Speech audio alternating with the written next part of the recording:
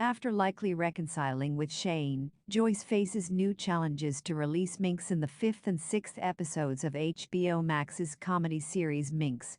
Doug successfully releases the first issue of Minx, but receives an unforeseen call from a mob leader that threatens the fate of the magazine. In addition, poor circulation of the magazine forces Doug, Joyce, and their vibrant team to seek innovative methods to sell the same. However, their efforts pave the way for unexpected consequences. When the sixth episode ends, Minx's fate hangs by a thread, alarming Joyce. Well, here's everything you need to know about the same. Minx Episode 5 and 6 Recap. The fifth episode, titled Relaying News of a Wayward Snake, begins with a mob leader named Vince giving Minx to his wife to read. His wife gets startled to see an article on the birth control pills, only to deem it against Catholic values. Vince puts an end to Minx's trade by stopping the shipments of the magazine.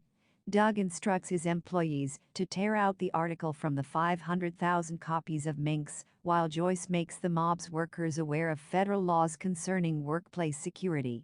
Joyce's action infuriates Vince, who restricts the circulation of Doug's magazines. Without any other option in front of him, Doug goes to meet Vince with Joyce. At the meeting, Doug becomes candid with Vince about the mob leader's untrustworthy men. Doug makes Vince realize that his men are taking advantage of their position to steal money from him. Doug's words help Vince to understand the predicament, and he seeks advice from Doug to resolve the matter. Meanwhile, Joyce talks to Vince's wife and convinces her that the article is harmless. Doug and Joyce's attempts to win over Vince and his wife succeed as the mob leader allows the publisher to sell Minx with the controversial article. The sixth episode, titled Mary Had a Little Hysterectomy, begins with Doug looking through the circulation reports of Minx. He tells Joyce and others to come up with a spectacular second issue to boost the popularity of the magazine. Meanwhile, Doug fails to trade several thousand copies of the magazine's first issue due to a lack of money. Joyce meets Glenn to use his contact to approach a reputed writer for a feature interview for Minx. Glenn guides her to Wendy Ma, a popular erotica writer, who invites Joyce to a feminist group meeting. Richie, Shelley, and Bambi give away Minx's first issue for free to increase the popularity of the magazine. Glenn leads Joyce to a group of acquaintances and asks the group to sell Minx among college students.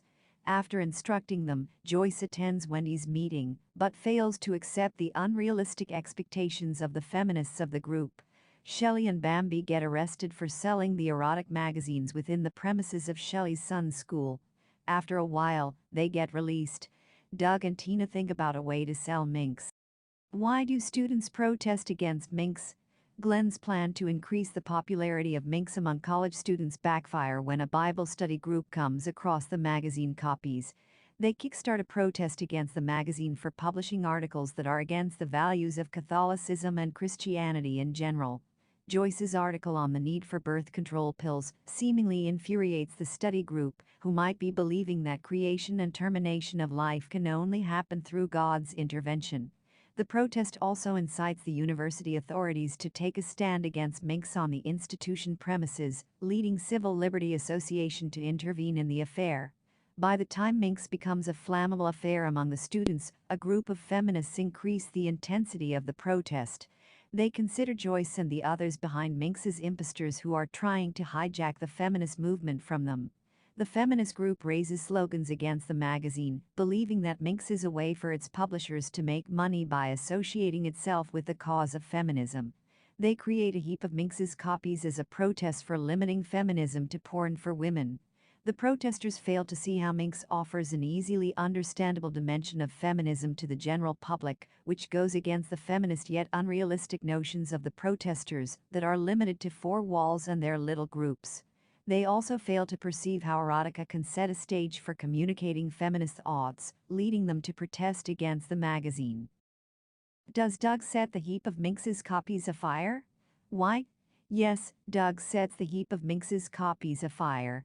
When Doug comes across the protest, he realizes that he can take advantage of it to increase Minx's circulation. Rather than trying to settle the protest, he tries to increase its intensity by setting the copies afire.